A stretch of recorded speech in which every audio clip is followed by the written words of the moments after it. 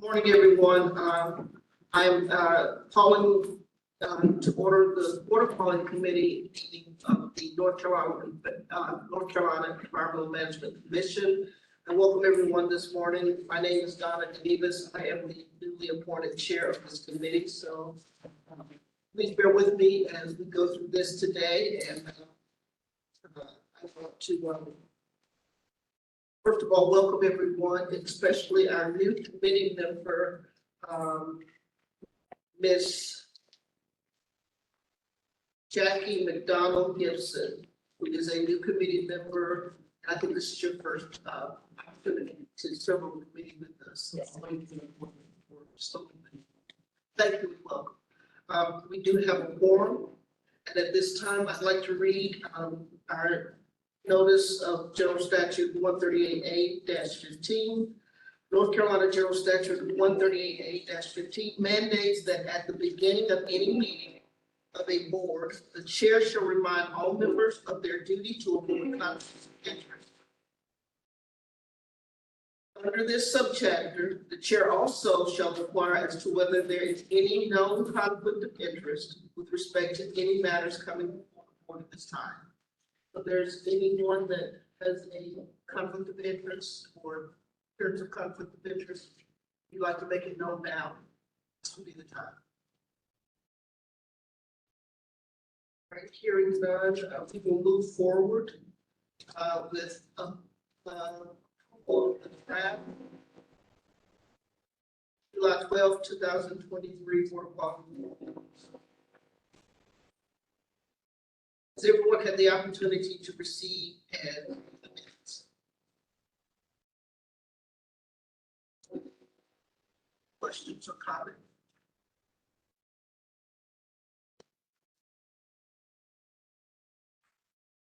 Hearing none, can I get a motion for approval of our minutes?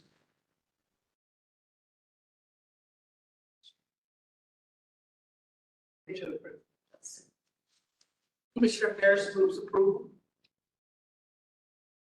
Second by Commissioner Gearhead. It's been moved and second that we have approval of our July 12th Water Quality Committee meeting minutes. At this time, we'd like to vote. And, all those in favor, let it know what I'm saying. I say aye. Any opposed? The ayes have it, so the minutes have been approved. This time we'll move on with our agenda. We have one action item. That is the request for approval to proceed to the EMC with the 20 revised local programs for the new and tar planning of new development stormwater implementation. And Tristan DeConte, the Division of Water Resources, is the presenter. Good morning, Commissioners. I'm here to bring to you 20 revised or new use and Pamlico new development stormwater local program. I'll do that first. So first, to review the history of these two rules for the use and the Pamlico stormwater. The original rules for the use were 1998, Pamlico is 2001, and those original rules had 15 local programs in the use and 11 in Pamlico. In April 2020, we updated them and readopted them, and we added local programs. Now the total for the use is 30, and the total for Pamlico is 12, and 4 of them are implementing in both basins. We got a new model program approved by the EMC in March of 2021, and we've had groups of local governments submitting their local programs for approval. So we can set them up into 2 different sets. We call them the existing, those were that were subject to the existing rule, and those that were newly subject to the new rule. For the local governments to actually start implementing their local programs, the EMC needs to approve their local program. And so we bring the local programs to you, and then if you approve, then they go to the EMC for final approval. Today we bring 20 of them, 8 of them are existing. That means they were already subject to either the NUS or the TAR-PAMLICO rules from the last time. 3 of them are existing or expanded, and then 9 of them are fully new programs. Just to recap, so we provided a lot of guidance to local governments to help them develop their local programs. The model program itself was a 3-part that included a local program development guide. It kind of explained what we were looking for in their local programs. We provided to them a model stormwater ordinance for new development that was based on previous model ordinances for other management strategy watersheds. And then we also brought a model stormwater management template that they could use as a base for a very simple, basic local program plan. The guidance that we provided, we had many group MS Teams calls with them. This was through 2020 and into 2021. We had numerous one-on-one interviews, basically, between the EU and local governments to understand their local issues. And I'd say well over half of them had individual interviews with me to talk about what their local issues were. We had numerous individual local program discussions with 1 or more at the same local program together to discuss approaches. And then we had several group guidance emails go out based on all of those calls. So what we looked for in the draft local programs is we looked for a clear description of local government stormwater program elements. In particular, the program administration or implementation in general, their reporting, their post-construction stormwater approach and how they were doing it, their illicit discharge program, as well as a public education program. These reflect the requirements that are specific in both the TAR-PAM and the NUS rules. We checked to make sure that definitions were accurately implementing statute and rule. In particular, the concepts of development, existing development, front area, and any other restrictions that were related to stormwater and existing development. We asked them to put in a list of actions that they intend to take to implement the rules, such as, do they need to adopt an illicit discharge ordinance? Do they need to set up a public education plan? Do they need to set up a contract with the Clean Water Education Partnership as part of their education outreach and so forth? So specific things we're looking to demonstrate they were ready to actually start implementing this. Specification of what they intend to do to report progress, what they were going to be tracking, and what they were going to be reporting to us. So instead of kind of waiting until after they got started, we wanted them to say up front, how are you keeping track of your progress? Then we wanted them to document any community-specific situations or their particular compliance approach, how they might be different from what you might call the default. And present a draft stormwater ordinance and any supporting materials such as a stormwater manual or anything else that was related to implementing it. So for today's draft local programs, 5 of them we brought to the Water Quality Committee last year, and there were changes requested by EMC in November related to how they were either defining or related to existing development and stormwater. And those are Franklin County, Goldsboro, Oxford, Newburgh, and Wilson. Then there are 3 existing programs that you haven't seen yet that are from the previous round, that is from the 1998 and earlier use of TAR-PAMLICO. That's Beaufort County, Tarboro, and Henderson. We have 4 split programs. They're implementing both the NUS and the TAR-PAMLICO, and that's Greenville, Nash County, Pitt County, and Wilson County. And then we have 8 new local programs that are specifically for the NUS, and that's Wake Forest, Wendell, Nightdale, Holly Springs, Speed Lake, and then Craven County, Apex, and Morrisville. Just to review kind of the timeline, both past actions and next steps. Previously, we had approval of revised programs in November of 2022, and implementation of that set has already started as of yet.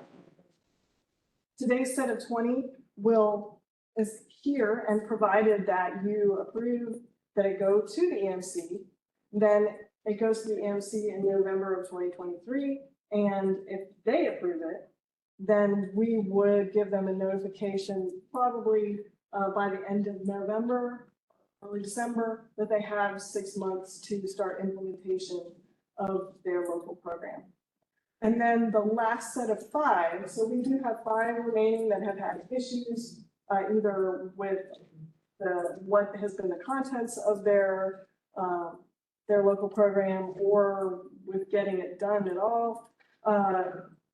Theoretically, we're hoping that we can bring them to you in November of this year and bring them to the January EMC. So our requested action is that you approve that to proceed to the Environmental Management Commission with a set of 20 nuisance tar panel local programs for implementation of new development stormwater. Thank you. We've heard the presentation. Are there any questions or comments for staff? Ladies.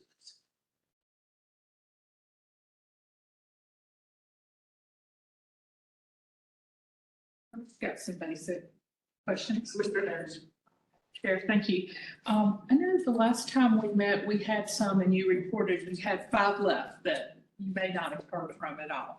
We did send them an email, or I believe Director Rogers sent them an email. Did you get a fairly good response to that? Are these different? Or are these the same players? It's a different set, and some of them are fine. They're moving along a little slower. Some of them are not as good, and we have a plan for next steps for seeing if we can get them to cooperate and put together some materials for them. Okay. And then a follow-up question, totally different. The Greenville set. I was reading through there, and there's a lot of note annotations in, and I don't know if I even wrote his, Daryl Norris. Is that one of your staff? Or is that? Oh, that's the Greenville staff.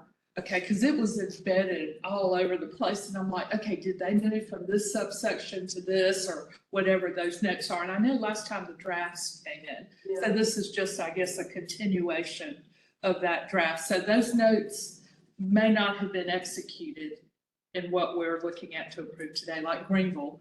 You know, there were notes to do all these things, and I don't know, I didn't track them hard enough to figure out if they were all done. It looked to me that they had. But I also had a difficulty even seeing their notes. That was, I mean, it kind of went over, so just to read it was very difficult. What I looked at was what the actual contents that I could see. And since I wasn't able to view a lot of the comments, I could see that there was a note, but I couldn't actually get it to view. So I had a conversation with them and I asked them what the contents that were viewable were, what they intended to submit in terms of, I guess, what was underlined or not crossed out. That's what they intended. And that's what they told me is, yes, as long as it wasn't crossed out, if that's what was actually either underlined or already present, then that's what they intended to submit. Maybe future, it would be helpful if they would go ahead and put the edits in, and then we're not guessing whether they have done this or not done that, because this is like approval time now. Yes. And not knowing what all of these notes, and it wasn't 1 or 2, it was a lot. But anyway, I feel your pain as staff having to look at that, to be honest. Anyway, thank you. Mr. Deere. Thank you. And this is a large batch, a very large batch for anyone to tackle.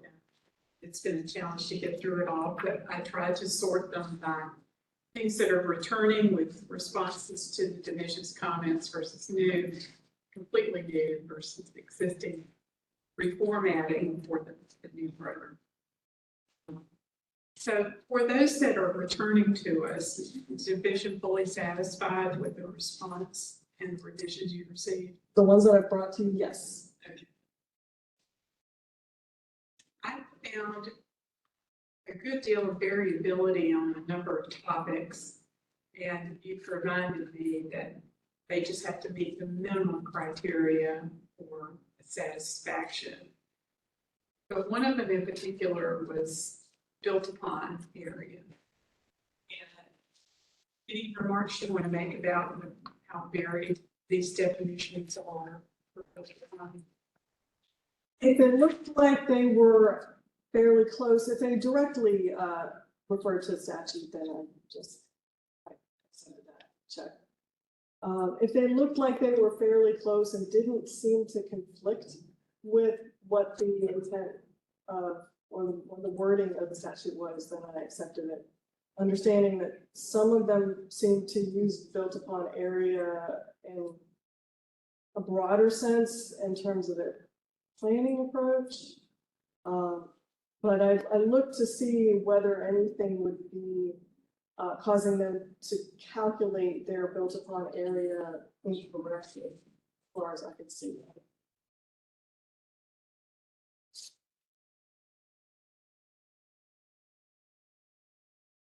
Another example of how things vary is some would include construction BMPs and some did not. They just went straight to post-construction BMPs, and you've explained to me why that would be the case if they're MS4. Yes, you're talking about how some of them had a section in their local program related to construction control. And for this conversation, several of the local governments are also implementing NPDES Phase 2. And so they're MS4, they have an MS4 program, and they have decided to merge their local program for the use of the TAR program into their MS4 program, which they're enabled to do. It's considered a qualified program. And but that's why you might see the construction BMPs, because that is a requirement for MS4 and not for the use of the TAR program. And you may also see construction BMPs because they either county that's implementing construction BMPs or they have some relationship with another local government where they're covering construction BMPs, or it was just mixed in with the stormwater in some cases.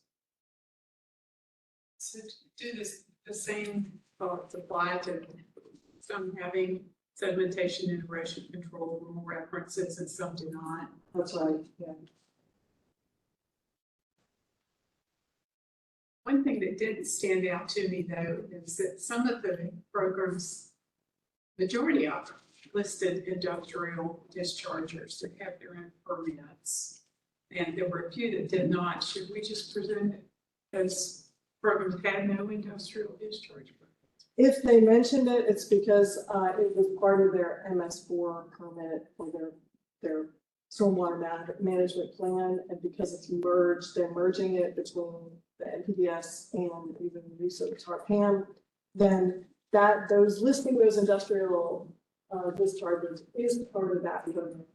So if they don't have any and they didn't list them, either they're not part of the MS4, they're not Phase 2, or they don't.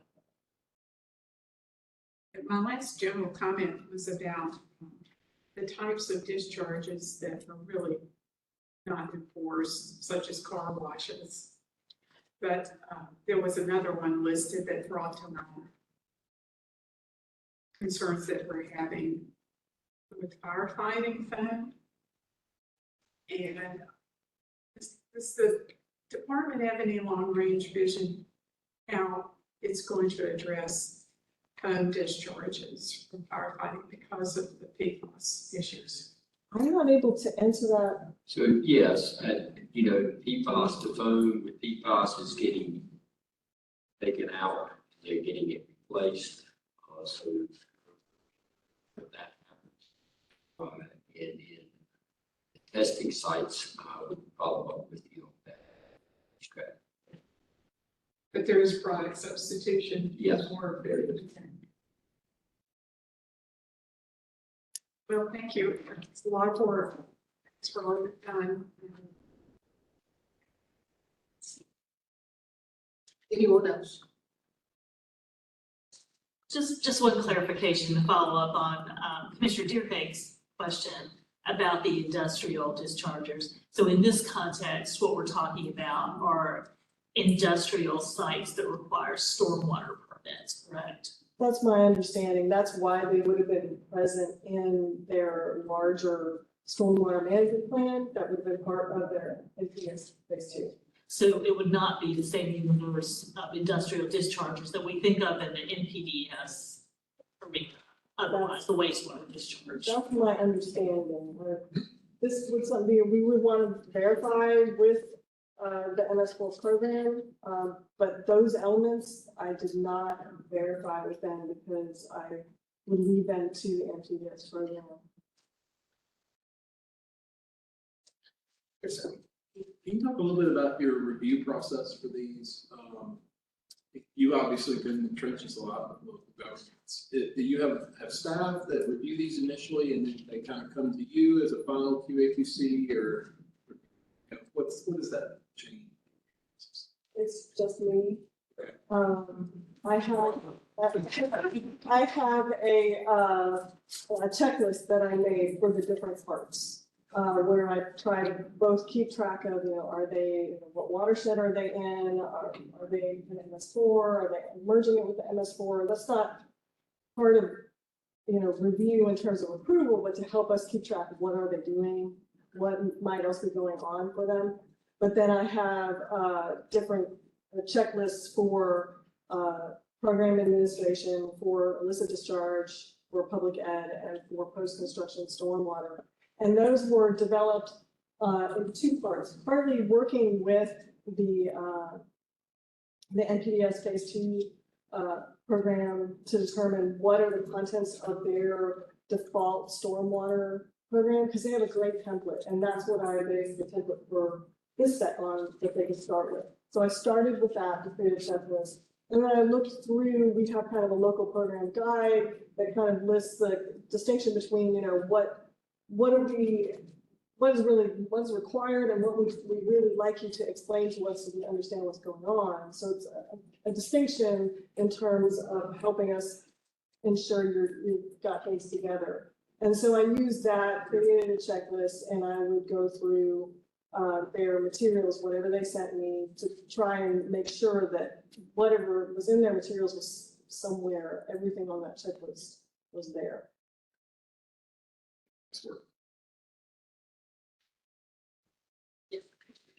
I do want to compliment the division, particularly Ms. Darkani, because I think the majority of these local programs did use the model plan format, and that made it much easier to compare.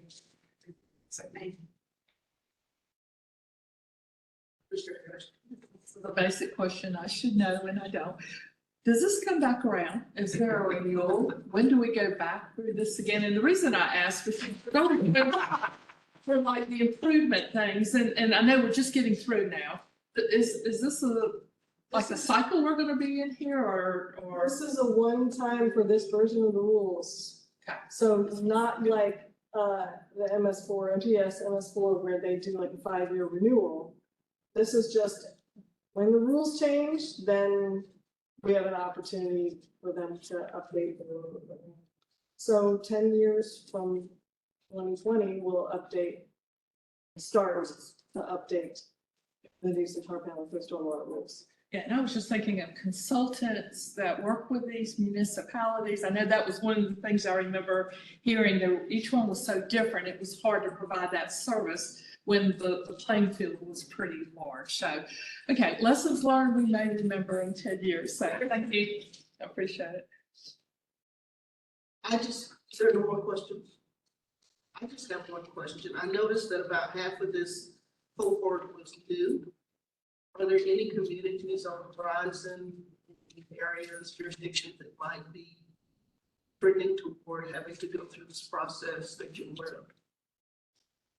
Oh, wait, outside of the new state portfolio, or? Either in the new TARPAM or other areas. So we have 5 local programs still that are outstanding that we need to submit something that's final or acceptable that we hope to bring in November. So does that get everybody in the New Start plan? That it's not all of the local governments. It's only the selection, only the set that is, I think it's in the goals, purpose and scope rule, that lists the communities that, for which the rules apply to. And that's unlike the falls rules and the old Jordan rules, just stated all local governments within the watershed, period. So once we're done with this set of five, or this upcoming set of five, that's all of them for the new Senator Pamlico. Whereas for the other nutrient management strategy watersheds, we take an approach where it's just everyone, regardless of size or activity. Thank you. If there are no further questions or comments, I do want to thank you, Ms. Darkasi, for your hard work on presentation and on the process. We do appreciate what you've done and what you've presented here. At this time, I'd like to call for a response to the requested action from EWR regarding this particular presentation.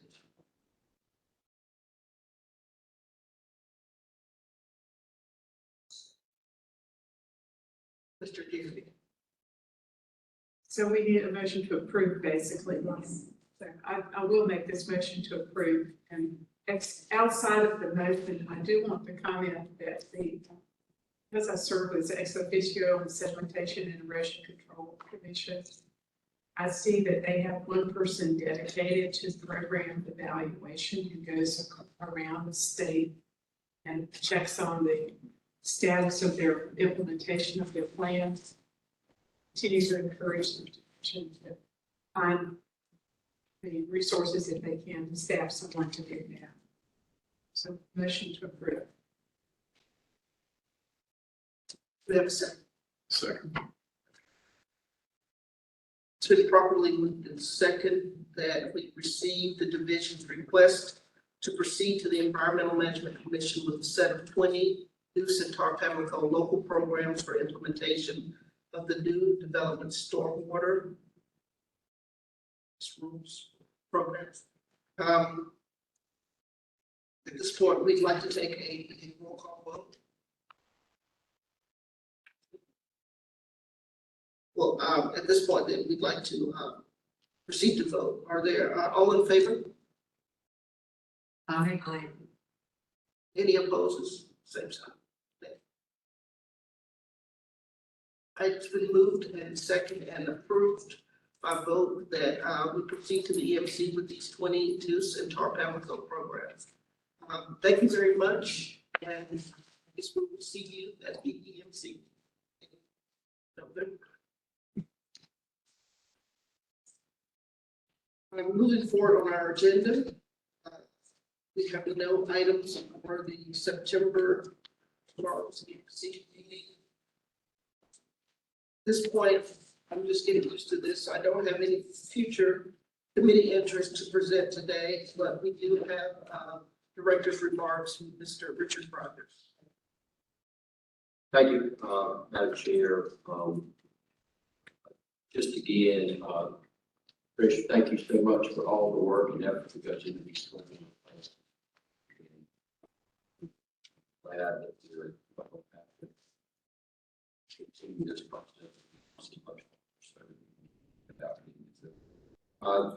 Madam Chair, not a whole lot to report. I do want to mention